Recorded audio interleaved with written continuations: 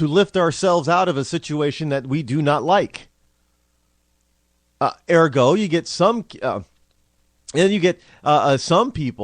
they grow up in the same situation, but they develop their point of view to be on a negative side and instead of a positive side. Ergo, here's the difference. You can get in the same family. Let's just say inner city black. You have two young men. Maybe they're a year or two apart.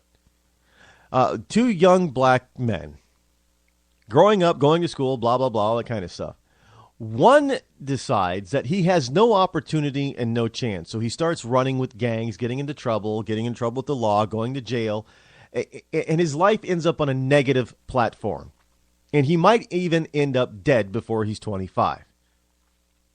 On the other hand, his brother, same parentage, same parents, living in the same house, going to the same school.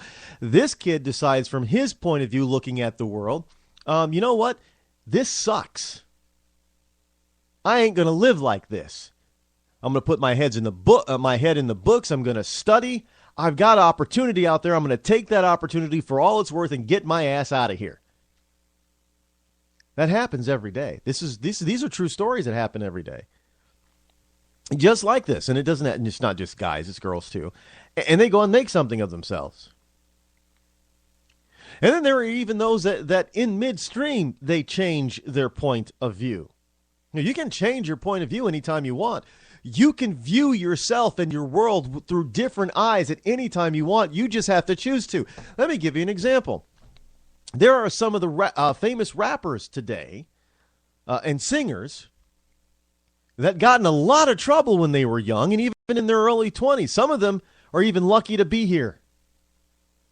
For instance, 50 Cent, Akon. Akon, said, yeah, I was in jail. Why do you think he calls his music group or his music house, his music production company, Convict Music? Because he's an ex-con, but he changed his point of view of living to a positive point. See, there's always a negative and a positive point. And conservatives generally tend to have a more positive point of view, especially as they view life for themselves, their family, and in concert with their neighbors and their community and their nation. Liberals, on the other hand, tend to believe, as a kid did who ends up in jail and probably dead by the time he's 25, they have a negative point of view, believing only the worst in people, as in, businesses cheat their employees out of wages. Businesses, all they do is care about profit, nothing else, and so they cheat the consumer. And the government needs to take care of everybody because nobody can take care of themselves. Nobody's capable of taking care of themselves, and it's not fair that somebody can take care of themselves and somebody else can't. When on the other side, the conservative says, on a positive note, well, we all have the same opportunity to make the best of ourselves and thus make the best of our lives and thus improve our family, our community, and our nation. We want to lift up our nation. We want to raise standards up. We see from our point of view that we can raise even the lowliest of us up to a higher standard. But the liberal has a negative life point of view and says, if only we were to take the rich to task, or if only we were to tax them more, if only we were to bring the standard down. I don't see them wanting willingly to raise educational standards. What are we often told? Well, we've got to bring these educational standards down so we can, help these children that are disadvantaged, and yet they get more and more disadvantaged, so they keep lowering the standard. How about we raise the standards and expect them with a positive attitude and a positive outlook on life, saying that you are capable of getting an A without a curve. Not say, oh, well, you can only get a C, and there's got to be a curve in order for you to get that C. See, there's multiple points of view. But those multiple points of view, they tend to land either on the positive or the negative side of life. You can you can go from the negative to the positive in a heartbeat, just with a change in your attitude, a change in your belief system. Now, I know I'm trying. Some people are saying, "Oh, gee, whoa, who the hell's Rod think he is tonight? Tony Robbins?" No, but stop and think about it for a second. You didn't go, if you went to college to get a degree, did you go to college and get a degree all the time thinking, yeah, there's no way, I'm not smart. There's no way in hell I can get a degree. I don't have the opportunity to go to college and get a degree. And if somehow I get lucky to go to college because my parents will pay for it or I get a scholarship, man, I'm too dumb. There ain't no way I'm going to get a degree. No, you don't do that. Because if that's your attitude, what's going to happen most likely? You're not going to finish college, or you're either going to drop out or you're going to flunk out. But those people who get those, they say, "Oh no, I'm getting my associates. I'm getting my bachelor's. Yeah, I'm going to get that master's degree. Oh, it's going to be tough, but I'm getting that doctorate or PhD." And they do it. You can't do it with a negative attitude, though. You can't do it thinking constantly that somebody else owes you, somebody that doesn't know you, somebody that's never met you, somebody that's never heard of you, somebody that has never even seen you. They don't owe you jack. Donald Trump doesn't owe me anything. But there are a lot of people on the left that think Donald Trump owes them. What does he owe you? Nothing. There are a lot of people that think, their employer owes them something. No, your employer. Let me be blunt.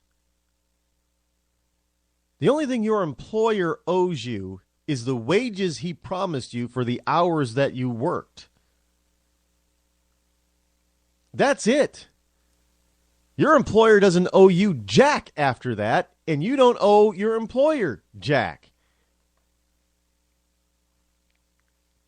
I don't hear employers saying, "Well, you owe me." That doesn't happen very often. I mean, some employers may say it because they've given somebody a chance that otherwise wouldn't have gotten a chance. But employers don't run around saying, "You owe me." No. But you hear an awful lot of employees running around saying, "Well, the employer owes me." No, the employer doesn't owe you jack. Well, this is how we get legislation that crushes business. Because we have this negative point of view on our life that we can't do anything, and somebody else is always there to beat us down and take from us, and somebody else owes us everything. That's how we get bad legislation. But your employer doesn't owe you anything other than a paycheck for the hours that you worked. And then he only owes you what you both mutually agreed upon. And I know some people say, "Well, I didn't agree to get paid only $9 an hour." I say, hold on. Did you, when the employer offered you the job, did you say, "Yes, I'll take it"? Yeah. Did you go to work? Yeah. So you knew that when you were working, you were going to get paid $9 an hour. Yeah. Well, whose fault is that? My employer. No, it's yours. You agreed. I mean, would you, by the same token, if the employer said, "Well, I'm only going to pay you $5 an hour," would you have taken the job? Well, no. Well, why are you complaining because you agreed to take $9 an hour? If you're not going to take $5, obviously there's a point that you're going to say no. So if you can say no to $5, you can say no to $9. Your employer doesn't owe you anything. If you've been working there for a while, this is another misnomer from a bad point of view, a negative point of view. "Well, I've been there for 20 years, man. They should give me again." Great. What did you get over that 20 years? What do you mean? What'd you get over the 20 years? Well, I got a paycheck every week. Does your employer owe you any paycheck? Does he owe you any back wages? No. Then he doesn't owe you anything. Doesn't matter how long you've been there. Well, I've been loyal. Well, he's been loyal too. You've been loyal enough to come into work every day for 20 years, and he's been loyal enough to pay you for that work for the past 20 years, and neither one of you have been late. Great. So that's the end. That's about the extent of your loyalty. You owe him nothing, your employer, and your employer owes you nothing. I mean, I don't.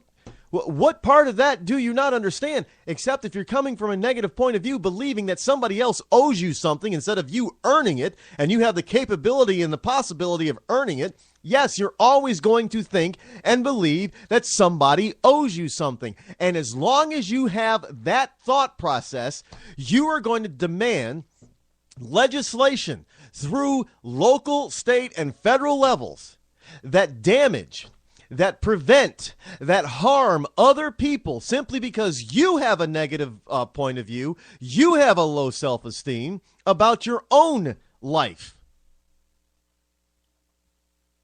Plain and simple. This is how we get liberals. Because liberals will say, well, it's about self-esteem. We want to build self-esteem. Let me tell you something. Liberals do not build self-esteem. They do not build true self-esteem. They tell you, oh, you're good enough. Yeah, you're good enough to have everything in the world. But you know what? You're not good enough to get it on your own because somebody else is keeping it from you. So you need me, the government, to get it for you. And little kids grow up thinking, yeah, I'm special. I should have everything in the world just given to me. And then when they don't get it given to them, they blame somebody else. Then they demand that government goes and takes it to redistribute to them. Kind of like an Obama phone. You don't deserve to have an Obama phone if you can't afford, well, a cell phone, if you can't afford to pay for it.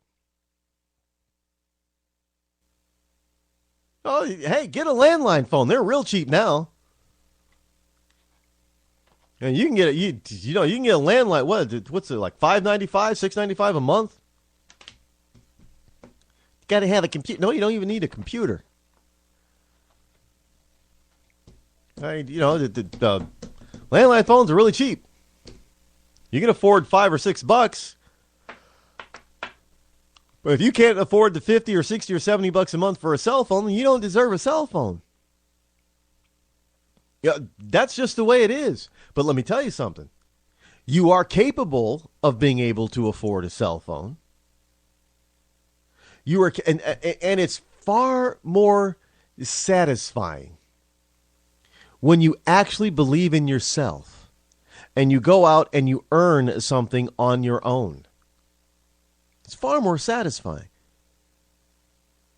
Yeah, it's great to have somebody give you a car, but let me tell you something.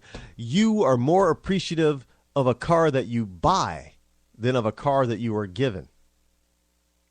That's also a human fact. There's no need to have negative attitude. There's no need to be a liberal. Now, I'm not saying that there aren't things that society, as people that come together as a society, should not take care of together as a society. Of course there is. But in the general scheme of things, when it comes to social programs and social programming, it's a negative view of the world that the liberals take, whereby the conservatives tend to take a more positive view. Everything on this planet stems from one thing. Each individual, your very own point of view.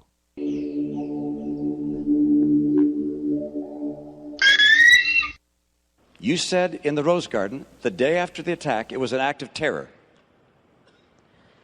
It was not a spontaneous demonstration. Is that what you're saying? Please proceed, Governor.